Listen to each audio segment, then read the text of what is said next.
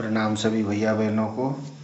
चलते ही इस भाग में हम मुद्रा के दो प्राथमिक एवं मुख्य कार्य क्या है उसको समझते हैं। तो मुद्रा के दो प्राथमिक या मुख्य कार्य इस प्रकार से। नंबर 1, विनिमय का माध्यम। तो मुद्रा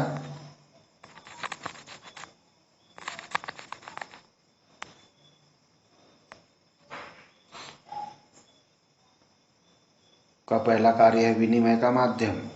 मुद्रा विनिमय के माध्यम का कार्य करती है।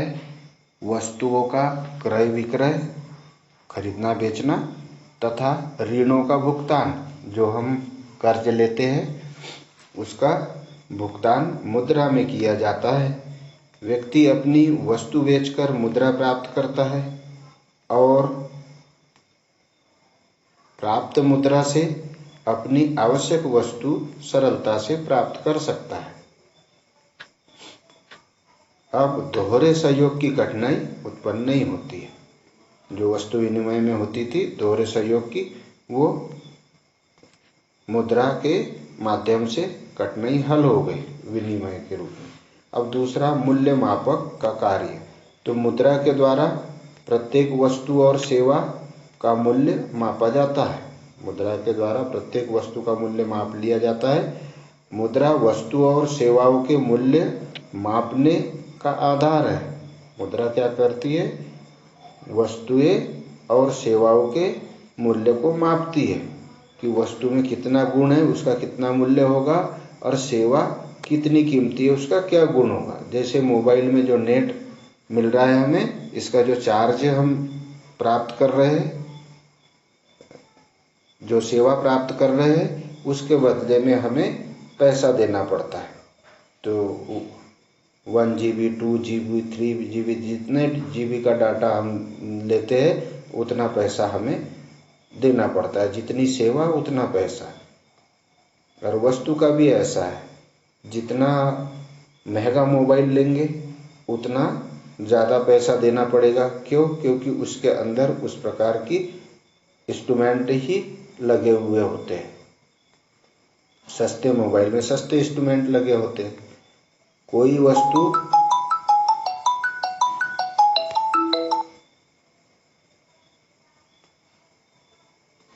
वस्तु कितने की है इसका मूल्य मुद्रा में मापा जाता है।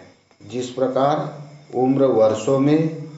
उम्रकाय में, वर्षों में, दूरी किलोमीटर में, द्रव लीटर में, कपड़ा मीटर में और वजन किलोग्राम में मापे जाते हैं, ठीक उसी प्रकार वस्तु और सेवाओं के मूल्य मुद्रा में मापे जाते हैं। विभिन्न देशों में भिन्न भिन्न मुद्राओं का चलन है। जैसे भारत, पाकिस्तान, नेपाल और बांग्लादेश में रुपया चलता है। भारत में, पाकिस्तान में, नेपाल में और बांग्लादेश में कौन सी मुद्रा चलती है? रुपया। अमेरिका में डॉलर, इंग्लैंड में पाउंड और रूस में रूबल तथा चीन में येन मुद्रा इकाई है। मुद्रा की इकाई चीन में येन है और रूस में कौन सी है? रूबल। अब चलते अगले प्रश्न पर। धातु मुद्रा व पत्र मुद्रा में अंतर स्पष्ट कीजिए। तो धातु मुद्रा व पत्र मुद्रा में निम्न अंतर है। देख रहे चित्र।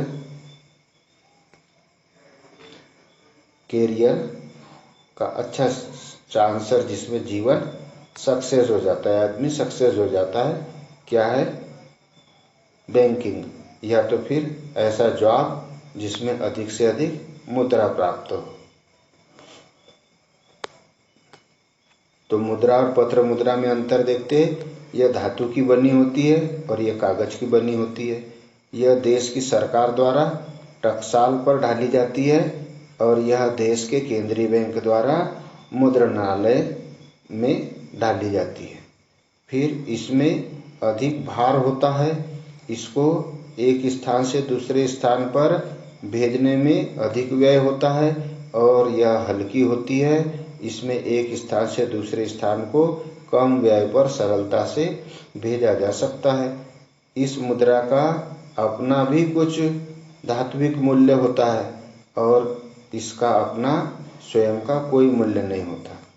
यह मुद्रा अधिक स्थान घेरती है और पत्र मुद्रा यह थोड़े से आकार में अधिक मूल्य संचय करने में सक्सेस होती है। एक चेक पर हम लाखों रुपए, करोड़ों रुपए विड्रॉल लेन देन कर सकते हैं। तो मुद्रा और पत्र मुद्रा में अंतर समझ आ गया होगा। अब चलते हैं केंद्रीय बैंक के 3 प्रमुख कार्य होते हैं। तो केंद्रीय बैंक के कार्य है, पहला नोट निर्गमन का एकाधिकार।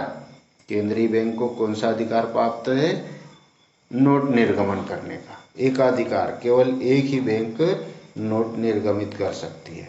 वर्तमान समय में संसार में प्रत्येक देश में नोट छापने का एकाधिकार केवल केंद्रीय बैंक को ही प्राप्त होता है और केंद्रीय बैंक द्वारा जारी किए गए नोट सारे देश में असीमित विधिग्राह कितने भी संख्या में हम नोट ले सकते हैं, असीमित विधिग्राह के रूप में घोषित होते हैं।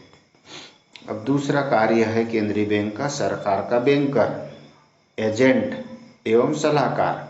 सरकार का बैंकर भी है यह केंद्रीय बैंक, एजेंट भी है और सलाहकार भी है। सरकार का जो भी रुपया है सरकार बोल देती है कि इस बैंक में जमा कर दीजिए।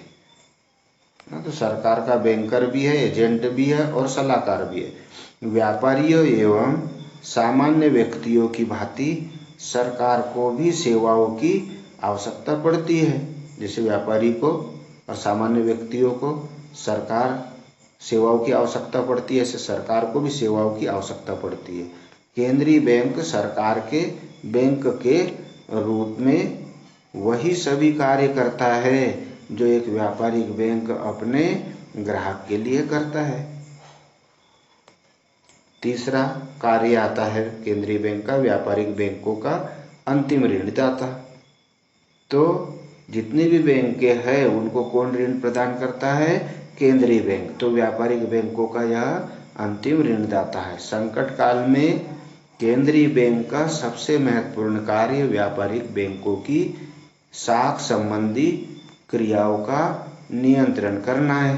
साख मुद्रा का आवश्यकता से अधिक प्रसार होने से मुद्रास्फीति की दशा उत्पन्न हो जाती है और कम होने पर मुद्रा और स्फीति के दोष उत्पन्न हो जाते हैं। केंद्रीय बैंक द्वारा साख मुद्रा का उचित नियंत्रण करके देश के सामान्य कीमत स्तर कैरियर इस प्रकार से मुद्रा से बढ़ता है ना। जैसी जैसी सेवा देंगे हम ये सेवा है वैसे वैसे अपना कैरियर अच्छे बनते चला जाता है मुद्रा से। तो यह हो गए केंद्रीय बैंक के 3 प्रमुख कार्य। अब हम अगले प्रश्न पर आते हैं। देखिए प्रश्न थोड़ा सा डिफिकल्ट है। नगद साख तथा अधिविकर्ष, नगद साख तथा अधिविकर्ष साख में क्या अंतर है? तो नगद साख तथा अधिविकर्ष, या वी लिखना छूट गया, अधिविकर्ष में निम्न अंतर है। नगद साख क्या है? भूल गए थे इसे लिखना, तो हमने ऊपर लिख दिया। नगद साख सदा पूरी जमानत रखने के पश्चात ही दी जाती है। जमानत रखने के पश्चात दी जाती है, जबकि अधिविकर्ष प्रायः व्यक्तिगत जमानत पर दे दिए जाते हैं, क्योंकि चालू खाता रखने वाले व्यक्ति एवं संस्थाएं बैंक के पुराने ग्राहक होते हैं और अधिविकर्ष केवल चालू खाता रखने वाले व्यक्तियों को ही दिए जाते हैं, जबकि नगद साख प्रायः 1 वर्ष के लिए स्वीकार की जाती है। नगद साख 1 वर्ष के लिए, है ना। और अधिकांश प्रायः व्यक्तिगत जमानत पर दे दिए जाते हैं, क्योंकि चालू खाता रखने वाले व्यक्ति एवं संस्थाएं बैंक के पुराने ग्राहक होते हैं। अब अगला प्रश्न समझते, एक व्यापारिक बैंक के 3 प्रमुख कार्यों का वर्णन कीजिए। ये चल रहे हम 3 अंकों में। तो व्यापारिक बैंक के प्रमुख कार्य 3 निम्नलिखित है। पहला कार्य है व्यापारिक बैंक का जमाएं स्वीकार करना। तो व्यापारिक बैंक का महत्वपूर्ण कार्य जनता से रकम जमा करना होता है। यह निश्चितकालीन जमा, चालू जमा, बचत जमा, आवर्ती जमा स्वीकार करती है। यह निश्चित काल के लिए चालू जमा, बचत जमा, आवर्ती जमा, फिक्स डिपॉजिट स्वीकार करती है। दूसरा है ऋण देना। व्यापारिक बैंकों का दूसरा कार्य ऋण देना। बैंक का दूसरा प्रमुख कार्य ऋण देना है। बैंक के पास जो रुपया जमा के रूप में आता है उसमें से एक निश्चित राशि नगद कोष में रखकर बकाया रुपया बैंक द्वारा दूसरे व्यक्तियों को उधार दे दिया जाता है। तीसरा कार्य है व्यापारिक बैंक का शाख निर्माण। वर्तमान समय में शाख निर्माण व्यापारिक बैंकों का प्रमुख कार्य बन गया है। बैंक जनता से प्राथमिक जमाएं प्राप्त करते हैं और शाख गुणक के आधार पर प्राप्त जमाओं से कई गुना अधिक ऋण देते हैं। सभी ऋण मांग जमाओं के रूप में होते हैं। प्रणाम सभी को। अगले PDF में अब हम 4 नंबर की ओर चलेंगे। तो व्यापारिक बैंक की विशेषताएं लिखिए। इस प्रश्न को समझेंगे। व्यापारिक बैंकों की कौन कौन सी विशेषताएं। अभी हमने क्या समझा, व्यापारिक बैंकों के प्रमुख कार्य। प्रणाम सभी को।